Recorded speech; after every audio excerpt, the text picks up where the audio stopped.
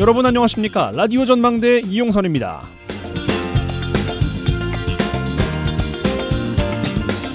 오늘은 부부의 날입니다. 성격도 문화도 살아온 환경도 다른 둘이 만나서 사는 것이 부부라지만 한 가정을 이루고 산다는 게 쉬운 일은 아니죠.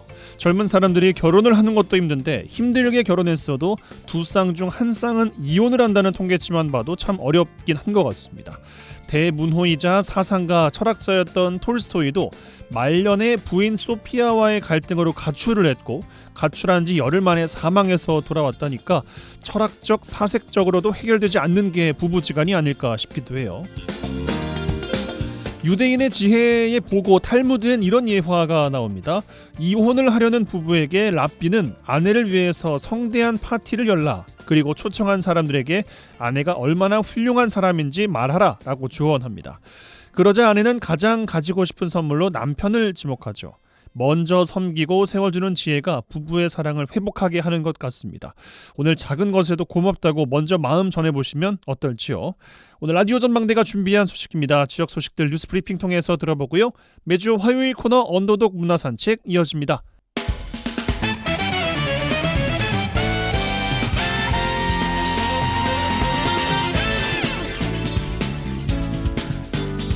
네, 5월 21일 화요일입니다. 라디오 전망대 시작합니다. 먼저 우리 지역 뉴스 정리해보죠. 뉴스 브리핑 GBS 뉴스의 차범준 편집장과 함께합니다. 전화 연결돼 있어요. 안녕하십니까? 네, 안녕하세요. 네, 자, 광양에서 시작합니다.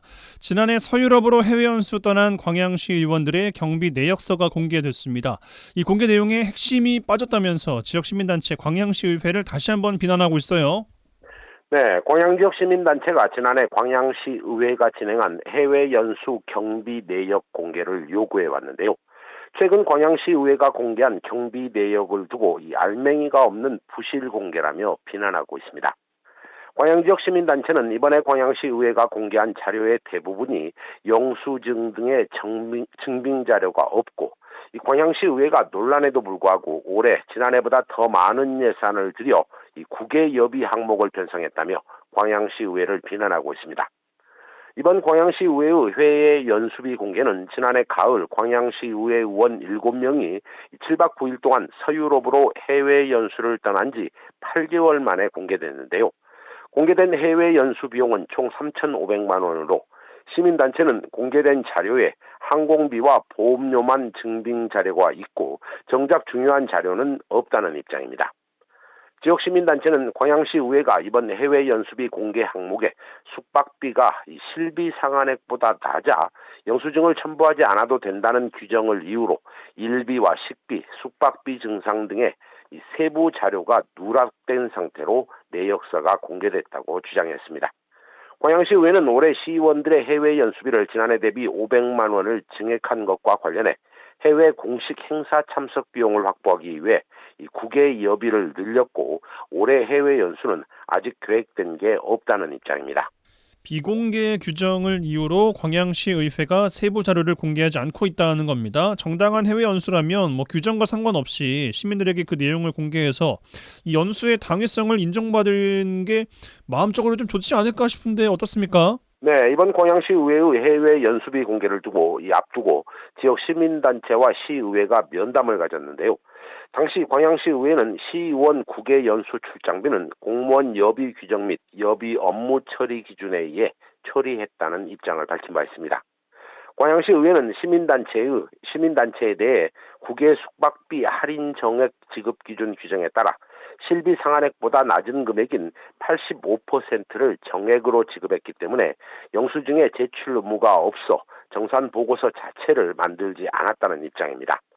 광양시 의회는 당초 시민단체에 정산 보고서 공개를 약속했을 때 이 세부 정산 내역이 존재하는 줄 알았는데 확인해 보니 여비 업무 규정에 세부 내역이 존재하지 않음을 확인했고 불가피하게 세부 영수증 내용을 공개하지 못했다는 입장입니다.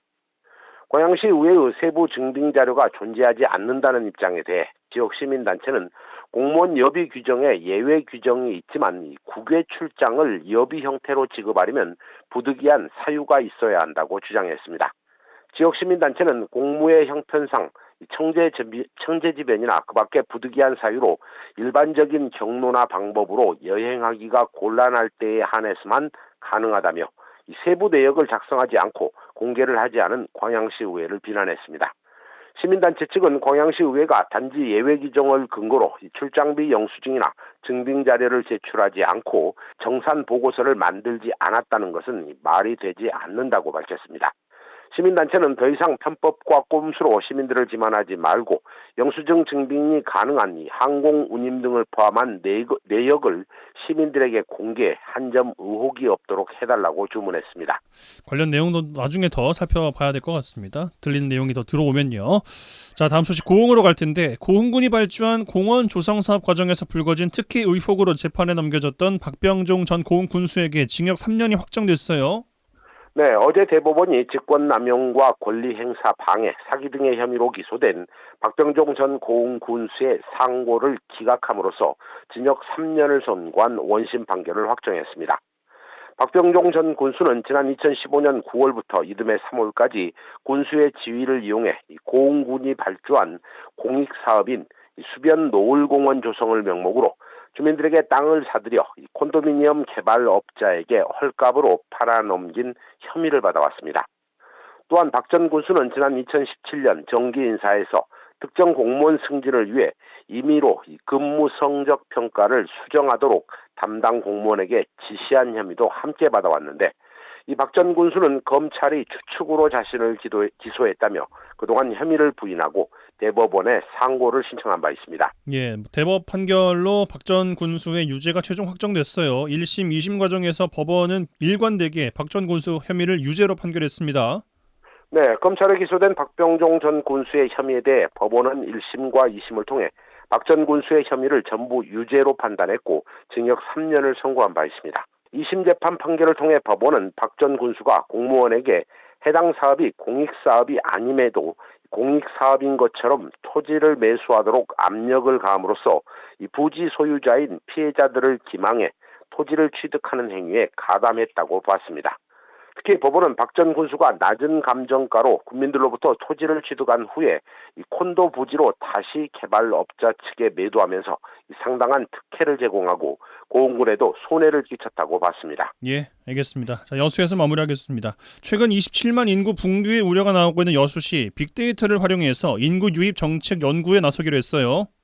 네, 지난 4월 말 기준 여수시 인구가 27만 634명으로 올해 들어 4개월간 1000여 명이 감소했습니다. 결국 올 하반기 27만 명 인구 붕괴가 기정사실로 받아들여지고 있는 가운데 여수시가 이 빅데이터를 기반으로 한 원인 분석을 통해 인구 증가 시책의 자료로 활용하겠다고 밝혔습니다. 여수시는 최근 한국지역정보개발원이 실시한 지자체 맞춤형 지역 데이터 분석 사업 공모에 선정된 것을 계기로 지역의 심각한 현안 문제인 인구 유출 문제의 원인을 이 빅데이터에 기반해 분석하겠다는 입장입니다. 여수시는 지역 주민들의 신용카드 사용 현황이나 통신사의 이용자 움직임 등을 분석해 지역 경제 간 생활 인구나 인구 이동, 또 소득 격차 등 관련 데이터를 활용해 인구 특성을 분석해 보겠다는 구상입니다. 예, 단순한 데이터 분석만으로 구체적인 인구 유출 원인을 명확하게 규명하고 새로운 인구 유입 정책을 찾을 수 있을지 이 여부가 결국 관건이 되겠습니다. 네, 여수시는 빅데이터를 분석해 이를 기반으로 효과적인 인구 유입 정책을 찾아보겠다는 입장입니다. 하지만 지역 일부에서는 여수시가 분석하겠다는 데이터가 사실상 생활 인구 이동 분석에 집중되고 있어 인구 증가 시책 추진을 위한 기반 데이터로 활용하기에는 어느 정도 한계가 있을 것이라는 우려가 나오고 있습니다. 한국지역정보개발원은 이번 사업과 관련해 여수시와 함께 최근 3년간의 전입과 전출, 1인 가구의 경제 특성, 광역 단위 경제 인구의 통계, 또 관내와 관외에서 여수시로 와서 생활하는 생활 인구 등의 분석을 진행하겠다는 구상입니다.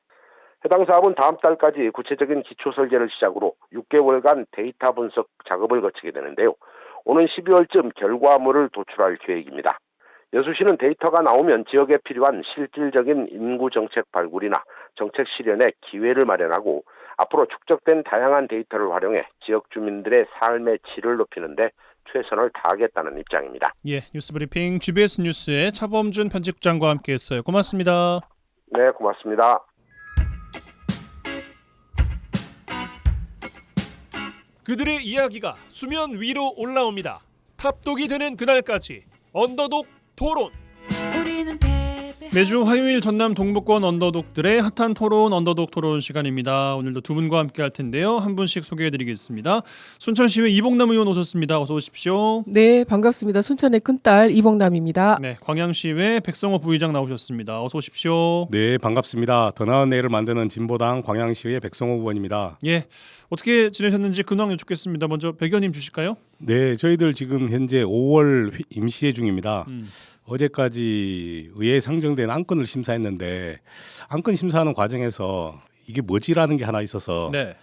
이번에 이제 도시관리계획 변경하면서 의회 의견을 청취하기 위해서 올라왔는데 저희들이 이제 광양에 보면 구봉산 관광단지를 만들지 않습니까? 만드는데 거기에서 지금 보니까 골프장하고 리조트가 들어오는데 리조트가 골프장이나 리조트가 들어올 수 없는 용도 지역인 거예요. 근데 이번에 이게 용도 지역을 바꿔주겠다는 거예요. 보존 녹지 지역에는 할 수가 없는 건데 이것이 자연 녹지 지역에는 그냥 가능하기 때문에 이걸 바꿔준다라고 해서 아니 뭐 관련 법령에 의해서 하긴 하는데 민간 사업자에게 특혜 주는 거 아닌가? 라는 막 의혹이 좀 들긴 하더라고요. 그래서 관련 부서에다 계속 물어봤는데 이건 뭐 관광진흥법에 의해서 이렇게 하면은 용도 지역 변경도 가능하다. 그래서 일단은 뭐 특혜 시비가 휘말리지 않도록 업무의 철저를 기하라는 의견을 주면서 마무리를 하게 됐는데 영 뒤가 좀 찝찝합니다.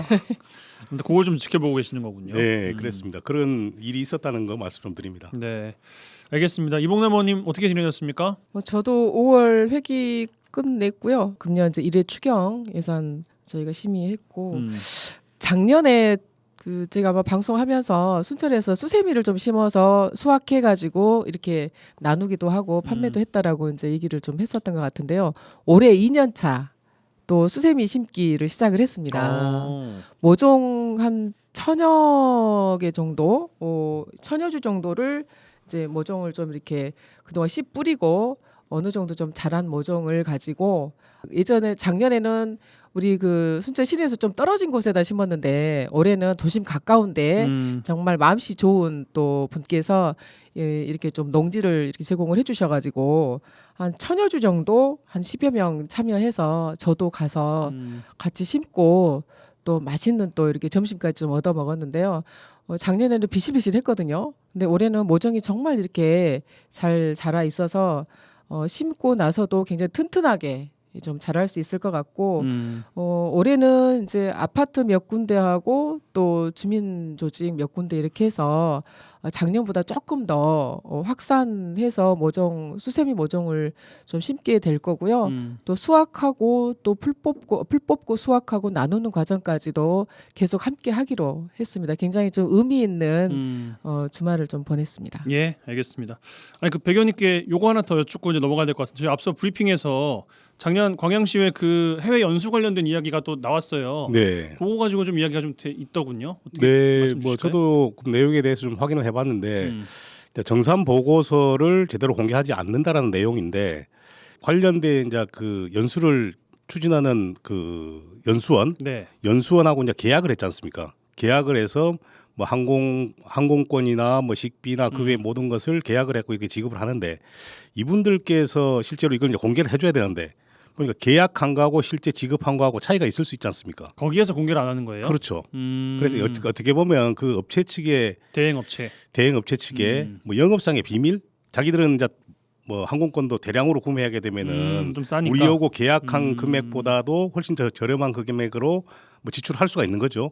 그런데 그런 것들을 공개를 한다고 손 치더라도 계약을 우리가 그렇게 했으니까 우리는 저렴하게 할인해서 구입한 거다라고 하면서 이 영수증을 갖다 이렇게 보여주면 되는 거죠. 그럼 우리가 그걸 받았으니까 공개를 하면 되는데 과연 그것이 이제 계약 관계에 있어서 우리는 계약한 거하고 실제 그들이 지출한 거하고 차이가 있을 수 있는 거 아니겠습니까? 아마 그런 그런 부분에서 차이가 좀 있구나. 네, 그런 부분에서 좀 이견이 있는 것 같습니다. 예, 알겠습니다. 이야기가 마침 나온지라서 또 여쭤봤다는 말씀드리면서 네.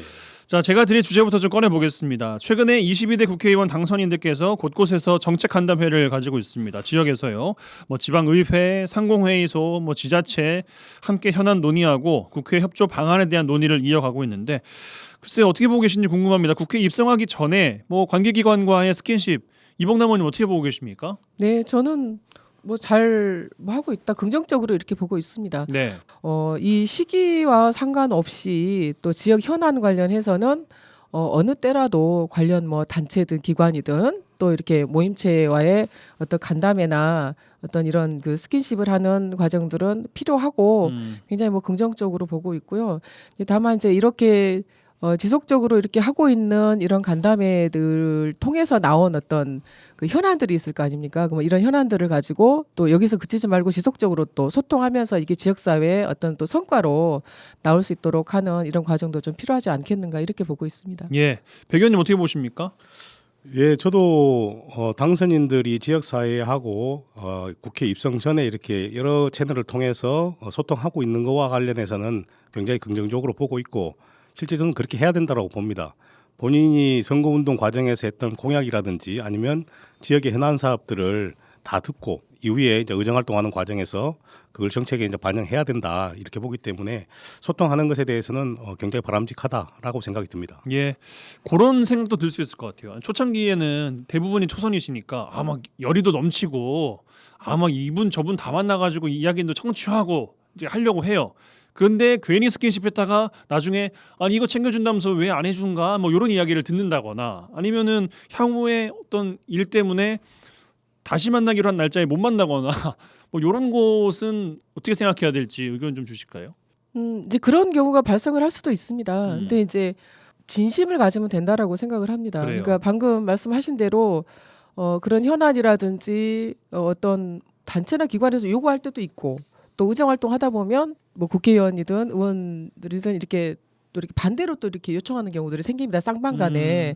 그러면 하다 보면 일이 풀릴 때도 있고 안 풀릴 때도 있거든요. 다만 여기서 어느 정도 그 일들을 현안들을 또 관심을 갖고 해결하고 추진하려고 노력하느냐 여기서 나온 진정성이 저는 좀 우선이 돼야 된다고 생각하고요. 그럼에도 불구하고 도저히 법적으로 안 되거나 또 어떤 그 시기적으로 늦어지거나 하는 것들은 이해를 구하면서 소통하면 충분히 좀 가능하지 않을까 이렇게 보고 있습니다. 백 의원님도 이제 민원을 많이 받으셨으니까 물론 이제 만나는 분들이 다 이제 민원인이라는 건 아니지만 보통 만나면은 좀 요즘에 요게 좀 힘들어, 요거 좀 신경 써주세요. 보통 이런 말씀들을 하시는데 네. 만나면은 나 의견 전달했어, 이제 이런 분위기잖아요. 네네. 예.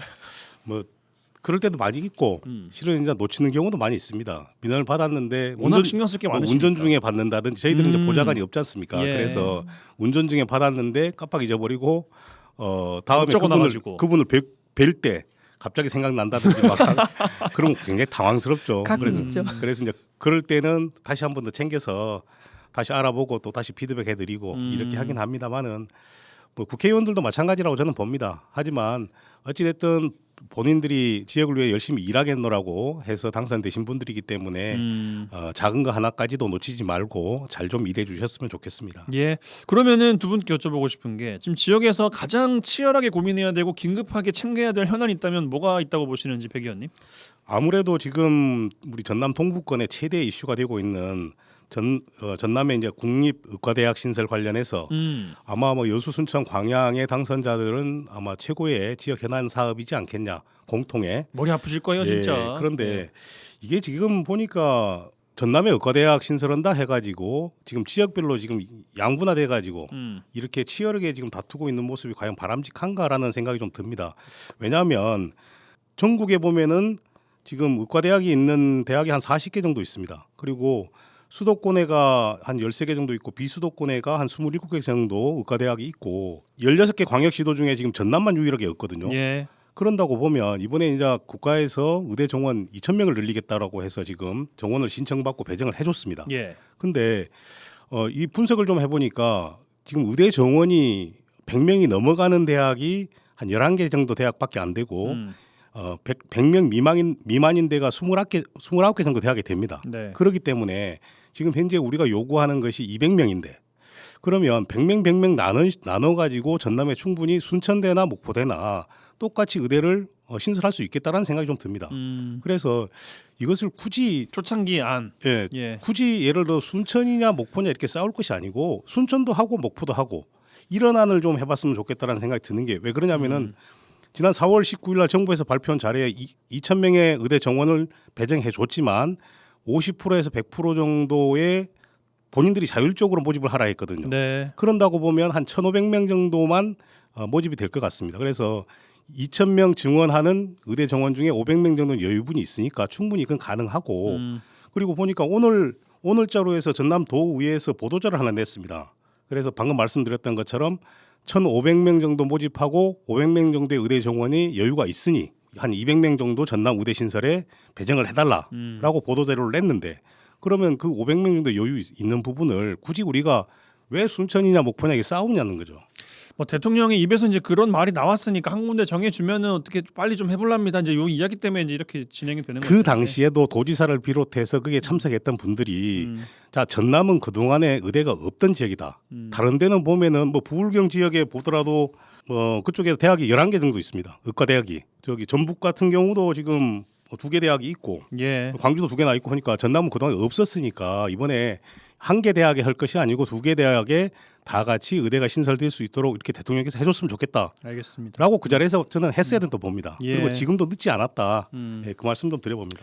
뭐 여러 채널을 통할 텐데 뭐 말이 잘 안 되는 건지 어쩐지는 뭐 본인들이 더 답답하지 않을까 싶은 생각이 듭니다만 아무튼 뭐 이제 또 전남 의대를 꼽아주셨고 이봉남 의원님 어떤 또 치열한 또 현안 당선인들께서 또 고민하셔야 될까요? 저도 백성호님 그 전남 의과대학 유치 말씀하셨는데 저도 이제 같은 생각입니다. 예. 지금 지역에 이제 양분되어 있고 굉장히 갈등이 심화되고 있는 상태이기 때문에 사실은 이제 이런 갈등을 좀 봉합하고 지역의 어떤 현안들을 함께 힘을 모으는 역할들을 정치인들이 좀 나서서 해줘야 되거든요. 그 차원에서 이제 치열하게 고민하고 긴급하게 해야 될 현안이라고 말씀을 하셨기 때문에 일차적으로는 전남권 의과대학 유치를 좀 현안으로 갖고 가야 된다 생각을 하고 예. 두 번째는 지금 그 여손 특별법 관련해 가지고 진상조사 보고서 작성 기획단이 지금 역사 왜곡 굉장히 심각하다라고 하는 부분에 문제 제기가 강하게 되고 있기 때문에 예. 이런 이제 기획단을 좀 해체하고 재구성해서 제대로 된 여손 특별법 운영과 그 이후에 보고서가 좀 작성될 수 있도록 하는 이런 과정들을 또 입성하게 되면 바로 좀 추진을 해주셨으면 좋겠다라는 말씀을 좀 드립니다. 이미 뭐 특별위원회를 구성하자라고 서로 또 얘기도 얘기가 됐고 됐어요. 예, 하신다고 해서 예, 제가 드린 주제 마무리하고요. 잠시 광고 듣고 와서 두 분의 주제로 돌아오겠습니다.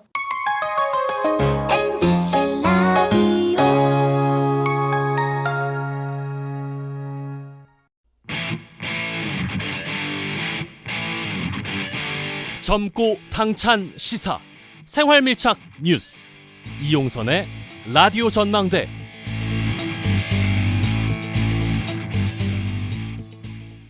여수 MBC 라디오 전망대 함께하고 계십니다. 매주 화요일 코너 언더독 순천시의회 이봉남 의원, 광양시의회 백성호 부의장 두 분과 함께하고 있습니다.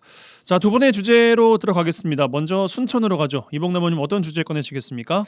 예, 저는 이 문화재가 국가유산으로 이제 명칭이 좀 변경되고 또 문화재청이 국가유산청으로 이제 바뀌었습니다. 5월 17일부터 이렇게 변경돼서 이제 바뀌었는데요. 그러면 이제 우리 지자체에서는 어떤 준비를 또 해야 될 것이며 예. 그리고 이 국가유산 차원에서 순천에서 세계 유산 축전을 작년부터 했고 올해 이제 두 번째 이 축전을 이제 준비를 하고 있는데 이와 관련해서 작년에 좀 성과와 평가 그리고 올해는 어떻게 좀 준비를 했으면 좋겠는지에 대해서 얘기를 하려고 하는데요. 예. 먼저 이제 국가유산 체제가 문화재를 국가유산으로 변경을 하고 기존의 그 국가유산 기본법을 작년 5월 16일에 공포를 해서 올해 5월 17일부터 이제 시행이 좀 됩니다.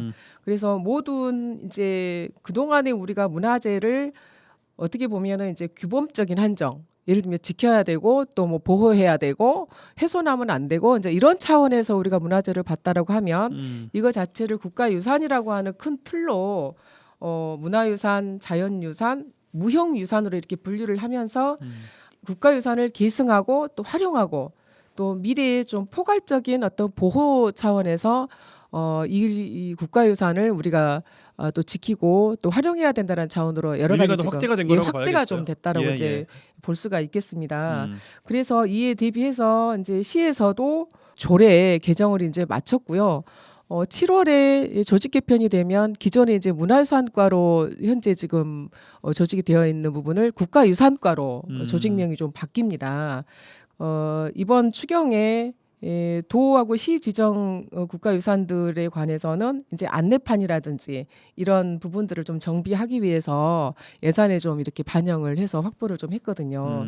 그리고 기존에 운영했던 문화재 야행과 10월에 운영하게 될 세계유산축전 이거를 이번에 이제 국가유산청으로 이 출범을 기념을 하면서 조금 더 풍성하고 다양하게 행사를 해보겠다라고 하는 차원에서 준비를 좀 하고 있습니다. 예.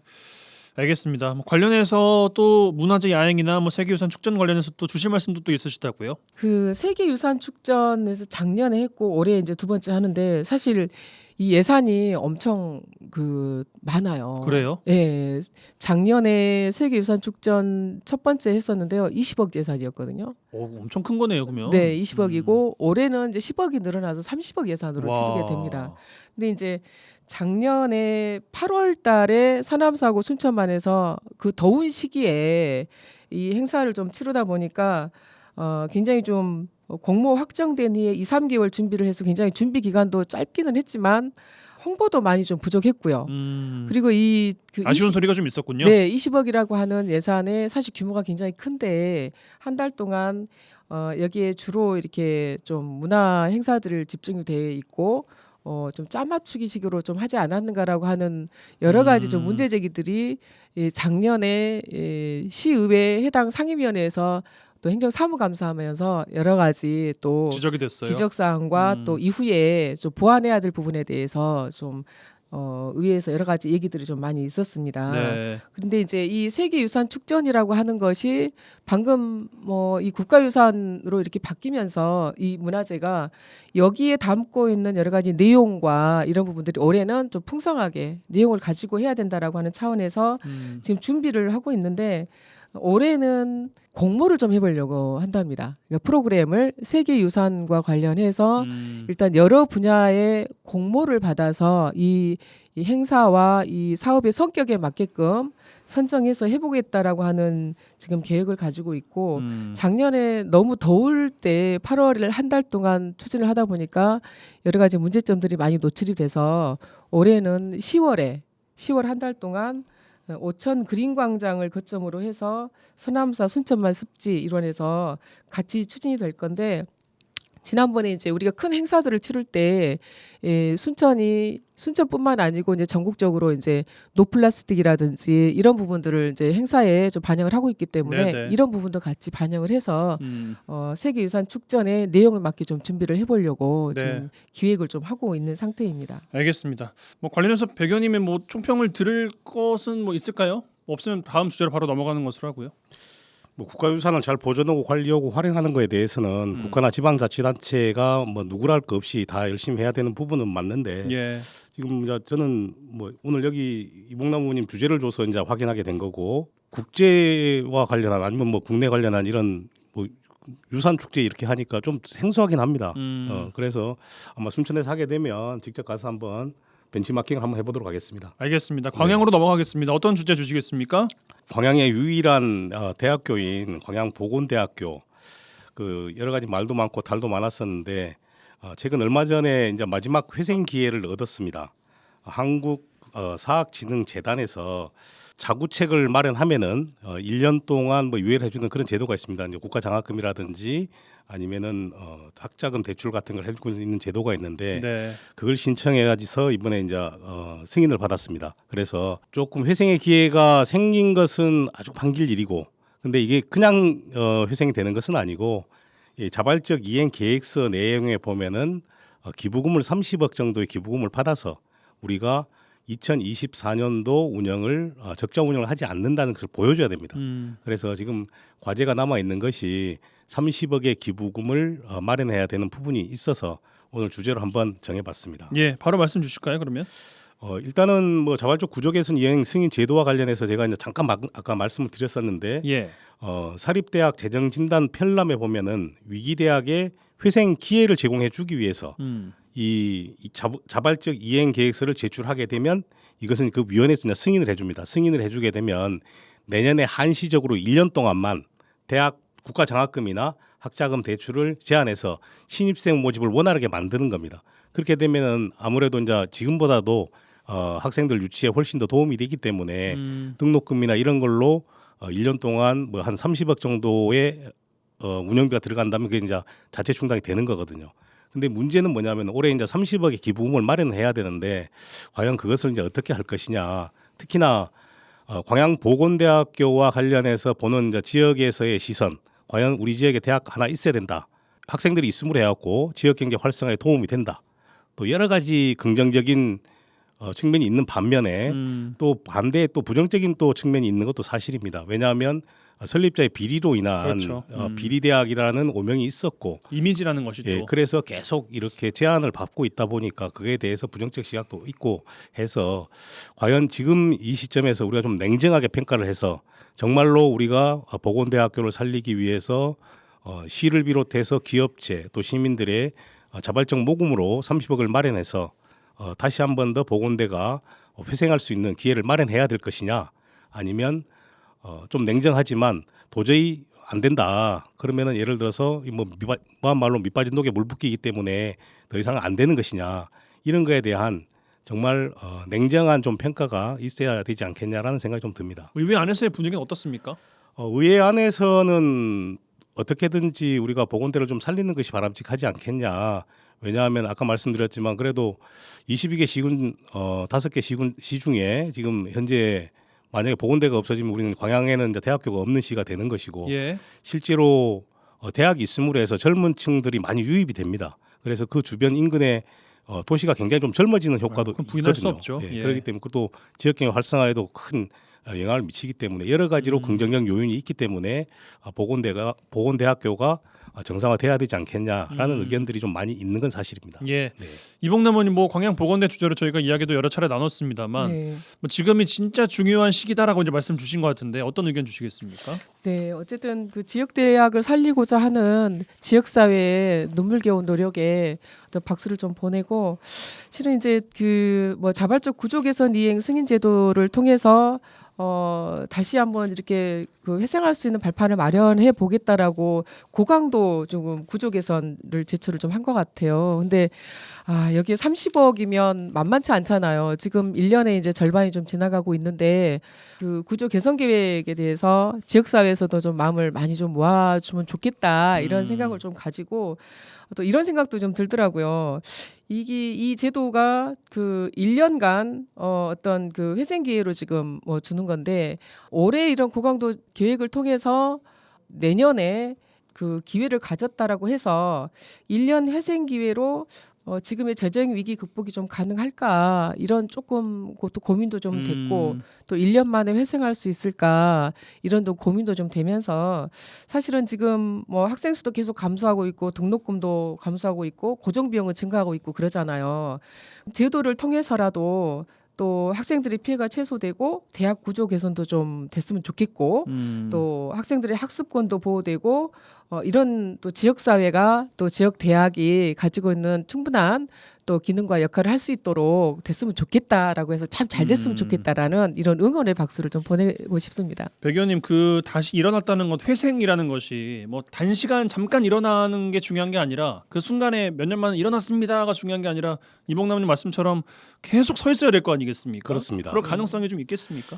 현재 이제 올해 같은 경우만 우리가 정말 재정 기여자를 만나든지 자발적 기부금 모집을 해서 만약에 된다면 네. 이제 가장 중요한 것이 뭐냐면 그 신입생들이 보건대학교를 기피하는 이유 중에 하나가 국가장학금이나 학자금 대출이 지금 제한이 되고 있기 때문에 실제로 좀 기피하는 경향이 좀 없지 않아 있습니다. 올해 지금 내년에 이제 1년 유예를 해준다는 건데 만약에 저희들이 뭐 30억의 재정을 기부자를 어떤 형태로든지 만약 한다면은 내년에 신입생 모집에 굉장히 좀 원활하게 되거든요. 그러면 이제 그 학생들이 내는 등록금이 있기 때문에 마중물이 되겠어요. 예, 그렇기 때문에 이 운영비 들어가는 거하고 실제로 수입하고 거의 맞아 떨어집니다. 그렇기 때문에 계속해서 유지할 수 있다라는 것이 이제 지금 현재 이행 계획서 내용입니다. 그 부분에 있어서는 저희들도 이제 어느 정도 공감을 하고 있고 다만 이 30억의 재정 기부를 어디서 할 것이냐. 만만치가 않아요. 예, 액수가. 뭐 시에서 뭐 출연할 것이냐, 아니면 뭐 기업체에서 십시일반 돈을 모을 것이냐, 아니면 시민들께서 보건대학교를 살리는데 공감하고 십시일반 모금을 해서 이렇게 만들어낼 것이냐, 여러 가지 채널을 통해서 지금 학교 관계자들이 지금 노력을 하고 있는 걸로 알고 있습니다. 저는 이제 학교 관계자에 그 얘기도 했습니다. 왜 보건대학교가 광양에서 계속 유지 운영돼야 되는지 시민들의 공감 대행성이 최우선돼야 된다. 그래야지만이 그분들께서 자발적으로 기부도 하고 또 기업체에게 후원도 예를 들어서 요구할 수 있지 않겠냐. 시도 마찬가지로 시민들께서 보건대 살려야 돼라는 정서가 팽배해지면 시도 당연히 보건대 나서겠죠. 살리는데 출연하지 않겠냐. 그래서 저는 공감 대행성을 먼저 좀 해주십사라는 얘기를 좀 많이 했습니다. 알겠습니다. 어떻게 진행이 될지 좀 지켜볼 대목인 것 같습니다. 자, 언더독 이 시간 이렇게 마무리하겠습니다. 순천시의회 이복남 의원, 광양시의회 백성호 부의장 두 분과 함께했습니다. 두 분 고맙습니다. 네, 수고하셨습니다. 네, 감사합니다.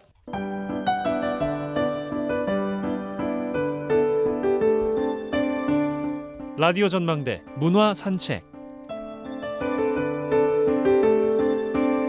네, 문화산책 시간입니다. 김지연 리포터 나와 계세요. 어서 오십시오. 안녕하세요. 네, 5월에 가족들과 가볼 곳이 지역에 참 많이 생긴 것 같습니다. 맞아요. 5월 또 장미의 계절이잖아요. 예. 그러니까 순천의 풍독동 그리고 또 여수 성산공원 이곳들에서 장미 축제가 열렸거든요. 네. 화경색색 장미꽃 향기에 머물고 싶다면 이곳들 찾아서 산책 다녀오시면 좋을 것 같아요. 그리고 이번 주말에 웅천 신수공원에서 여수 재즈 페스티벌이 열려요. 예. 네, 이곳에 펑크 밴드인 한상원 밴드, 또 영국 트럼펫터 데이먼 브라운 퀸텟, 또 재즈 디바 웅산인 웅산 밴드 이렇게 이분들도 만날 수 있고 또 누구나 관람할 수 있다고 합니다. 무료예요. 네, 친환경 피크닉 존을 운영해서 일회용품은 반입되지 않는다고 하니까 이것도 참고하셔서 가시면 될 것 같아요. 네, 돗자리 텀블러 들고 갔다 오셔도 좋을 것 같고 순천도 뭐가 있습니다. 네, 순천시 가족센터에서 마련한 순천 레트로 가족축제가 이번 주 25일 순천 호남호국 기념관에서 열립니다. 온 가족이 함께 즐기면서 나 때는 이렇게 놀았다 이렇게 좀 이야기할 수 있지 않을까 싶은 놀이들이 준비됐다고 하네요. 예. 순천시 가족센터 홈페이지에서 신청하시면 됩니다. 네, 참고하시기 바라겠습니다. 자, 이번 주 어떤 분 만나고 오셨습니까? 네, 이번 주 26일 여수 해양공원에서 이순신 청소년 축제가 열립니다. 맑은 청소년 가요제, 댄스 대회 등 다양한 문화 공연들과 또 어울림 마당이 펼쳐지게 될 텐데요. 그중에 이 댄스 대회에 치열한 예선전이 펼쳐졌어요. 그 진남 문예회관을 제가 직접 찾아가 봤는데요. 청소년들이 춤으로 열정을 발산하는 그곳 분위기도 담아보고 또 자세한 이야기를 한국청소년육성회 여수지구회 정원규 회장에게 들어봤습니다. 저는 청소년 육성회의 회장 정원규입니다. 지금 연임이 돼가지고 올해 4년차 회장을 하고 있고요. 뭐 10몇 년 전부터 청소년 육성회에 대해서는 상당히 많은 역할들을 해오긴 했습니다. 올해가 제 임기 마지막이다 보니 더 많은 열정을 가지고 남아있는 에너지를 다 소화시키려고 전력 투구를 하고 있습니다. 네. 사단법인 한국청소년육성회는 경찰청 협력단체입니다. 그래서 전국으로 조직을 갖추고 있고요. 전 경찰청장님들이 대부분 총재님으로 오십니다. 그래서 청소년들의 보호라든지 정책, 기관에서 다 하지 못하는 부분들을 저희가 도움을 주는 그런 역할들을 하지요. 여수도 지구의 인원은 약 한 170명 정도, 후원 회원까지 있는데 정회원은 한 70명 정도가 활동을 합니다. 네. 그리고 매년마다 저희가 자체 예산과 그다음에 시 보조 사업으로 받는 예산들을 총괄해가지고 3개 내지 4개 정도 그런 청소년 단체의 축제들을 하는데 올해는 국가 예산이 지원되지 않아서 여수시 자체 예산 편성으로 3개 YW, YC, 그다음에 사단법인 한국청소년육성회 이 3개 단체가 연합으로 진행을 하게 된 겁니다. 물론 이제 여수시의 여성가족과 쪽에서 많은 배려를 좀 해준 거죠. 청소년들이 끼를 발산할 수 있는 그러한 장소 또는 행사 이런 것들이 매월 단체들이 돌아가면서 이렇게 해왔던 사항들인데 그게 어느 날 갑자기 다 없어진다? 그럼 청소년들은 어디 가서 자기들 끼를 발산하냐는 이야기죠. 그래서 여수시가 궁예지체 끝에 자체 예산을 편성해서 오늘같이 이렇게 통합으로 이렇게 행사를 5월 26일 날 진행하게 됐습니다. 개막 행사를 하고요. 네. 가요, 댄스 경연대회가 네. 바로 진행이 됩니다. 그리고 청소년들이 많이 참여하라는 차원에서 부스도 한 20여 개 부스가 먹거리 또는 체험, 청소년들과 아주 밀접한 그러한 체험들이 좀 진행이 될 예정입니다. 이게 첫 번째예요. 여수시 이순신 청소년 축제 그리고 어울림 마당이라고 해서 진행이 되는 행사가 5월 26일 여수 해양공원 무대에서 펼쳐집니다.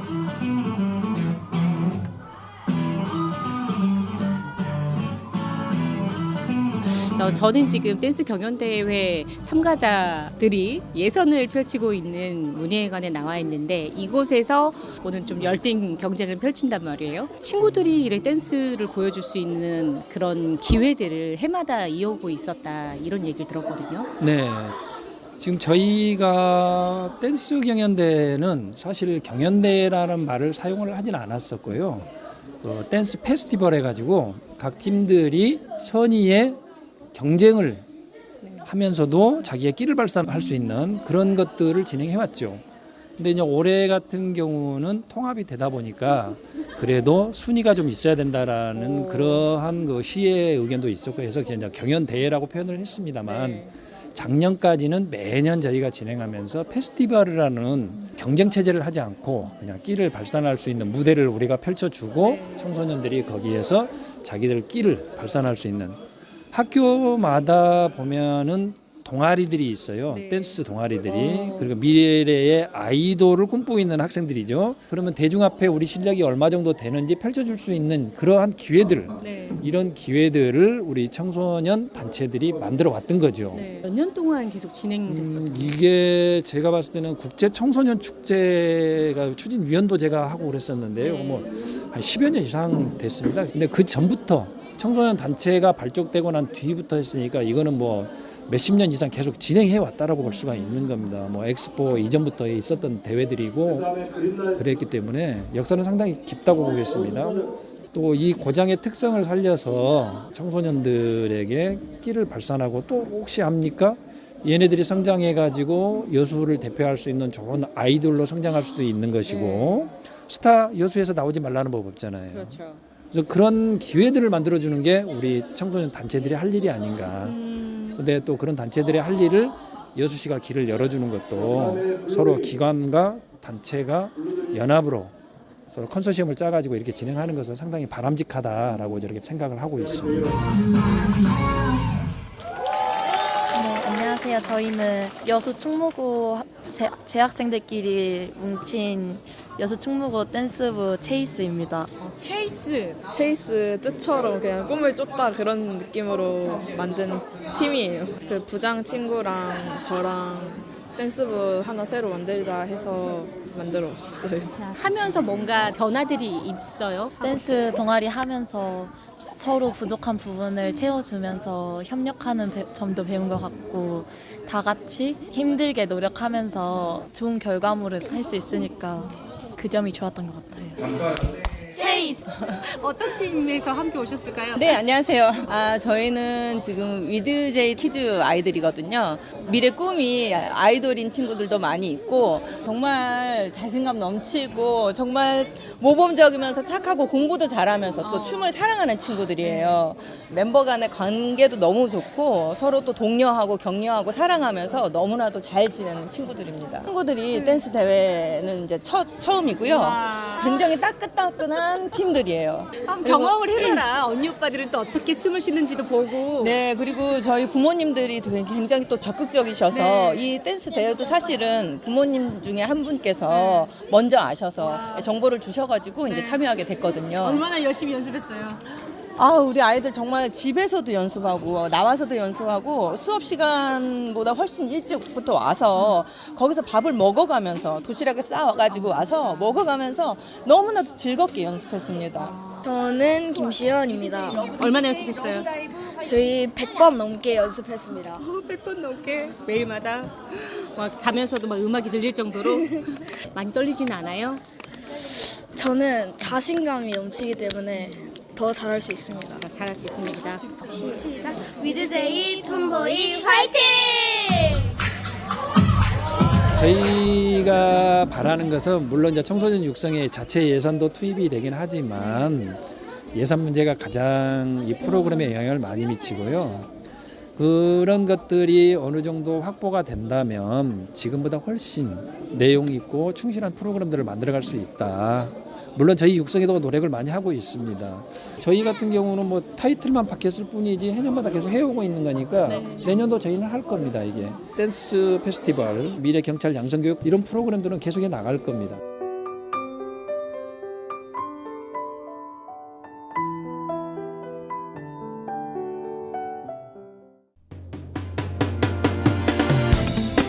네, 화요일 라디오 전망대에 오늘 준비한 소식은 여기까지입니다. 오늘도 고생 많으셨습니다. 마무리 잘하시고 내일 뵙죠. 이용선이었습니다.